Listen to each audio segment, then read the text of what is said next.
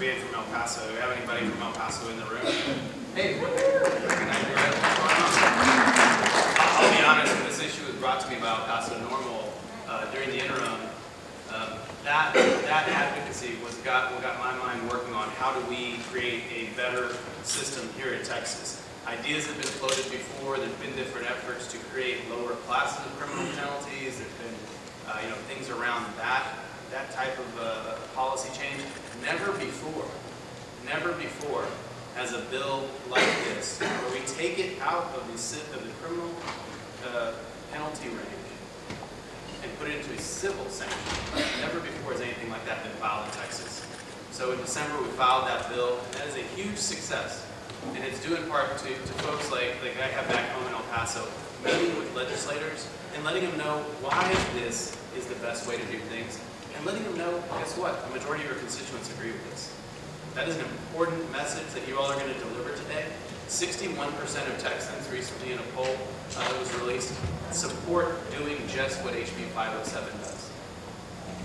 Now, it's not an easy battle to pass anything in that Capitol. That building and the process is built to kill legislation, not to pass it. So your efforts today are very, very important. And I want to thank you for taking the time, spending the money to come out here. I fly back and forth to El Paso every single week, so I know what it's like to travel back and forth here.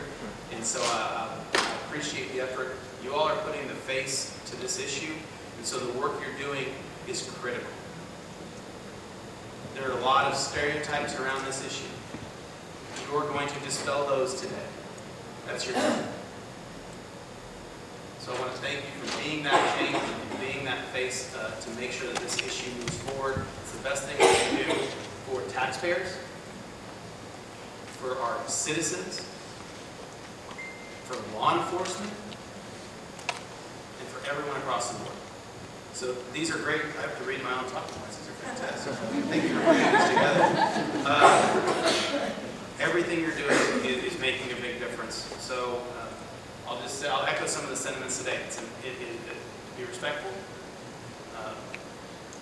Hit a couple of the main points that you feel comfortable talking about, and then move on to the next office.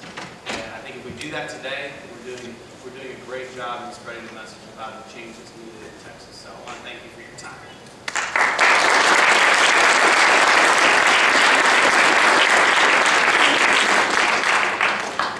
Thank you, Representative Moody.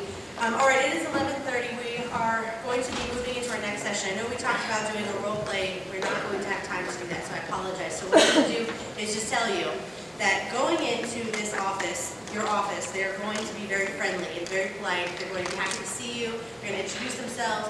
It's important that you take the initiative to introduce yourself. So right when you walk in, they're going to say hello, shake their hand, and tell them who you are, where you're from, and why you're here today, and what you want to talk about. Ask them for maybe 5 or 10 minutes of their time if they're able to sit down and talk to you about the policies. You will have the overviews of the bill to go over if you'd like. You can also just spend time talking about why this is important generally to you. Speaking from your heart is incredibly important on this issue. And then leaving those documents with them for them to review. They know that we're here today. In fact, I think the Sheriff's Association of Texas is here today too. So we will be, there will be varying opinions on this issue, but I think that reason and logic will prevail, especially with such excellent advocates.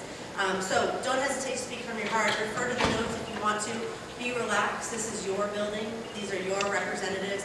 They just need to meet you so that they can represent you and how you feel about it. Did you have a question, sir? Is there any thought to the legislation regarding industrial? Yes, I believe there have been 2 bills introduced. We will have to talk about that later. But yes, there have been 2 bills introduced. There's an organization, the Texas Hemp Industry Association, recently formed, that are working on that. You can find them online, I'm sure of it, and they will be happy to talk to you about it. It is a closely related issue, but obviously hemp and marijuana are very different. The laws are very different, and policies will be as well. So I encourage you to check them out. Any other questions that I can answer? Great. All right, Jax, one more time, ladies and gentlemen. So just one more thing, sorry. Your team leaders have sheets with your Senate district number on them. Your packets should have your Senate district number. SD is what it'll say, and then a number. So what you'll do is after our second training, or after this training if you can find them, you'll meet up with your team leaders. We'll have them out in the lobby and out in this area out here. They'll be holding up their signs, and that way you can meet up and get together to start talking about strategy, organizing your schedule and everything. So I just wanted to let you know how you'll get in touch with your team leaders. Look for them to be holding up signs later. So basically what's going to happen now is everyone here fill out, file out, stretch your legs, have a snack, use the bathroom, and we're going to train the other session. Then we're going to all walk over to the north gate for a big group picture. Now we've had over 280 people RSVP for this, so it's going to be a pretty impressive picture. Make sure you stay for that, okay? All right, dismissed.